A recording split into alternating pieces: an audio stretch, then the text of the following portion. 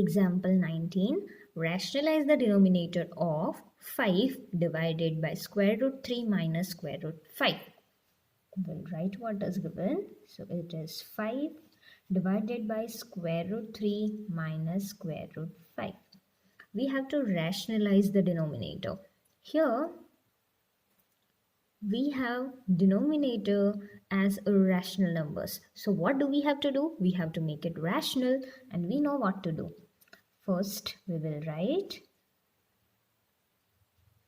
the fraction as it is, and then multiplication. The same numbers which are there in the denominator, by that numbers will multiply and divide. So I am writing square root 3 square root 5 divided by square root 3 square root 5. Which sign will we put in between? In the question, minus sign is there in the denominator, which means here we'll keep positive sign. Now only to simplify, multiplication in the numerator, so that will be 5 multiplied with square root 3 plus square root 5. In the denominator also, multiplication of this 2. So in first bracket we'll write square root 3 minus square root 5 multiplied with square root 3 plus square root 5. Numerator will keep as it is. In the denominator, we have to use an identity. What it is?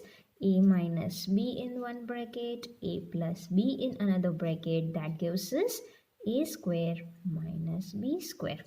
So if we compare this both, we have a as square root 3 and b as square root 5.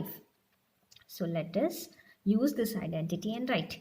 In the numerator, we already have 5 multiplied with square root 3 plus square root 5. Denominator, what is it equal to? A square minus b square. A we have square root 3. So we'll write square root 3 square minus b square. B we have square root 5. So square root 5 square. Next step will be numerator as it is, 5 multiplied with square root 3 plus square root 5. Denominator, square root 3 square, what is it? 3 minus square root 5 square is 5. So we'll write next step, 5 multiplied with square root 3 plus square root 5 in the denominator, 3 minus 5, that is equal to minus 2. Okay. Now we were asked to rationalize the denominator.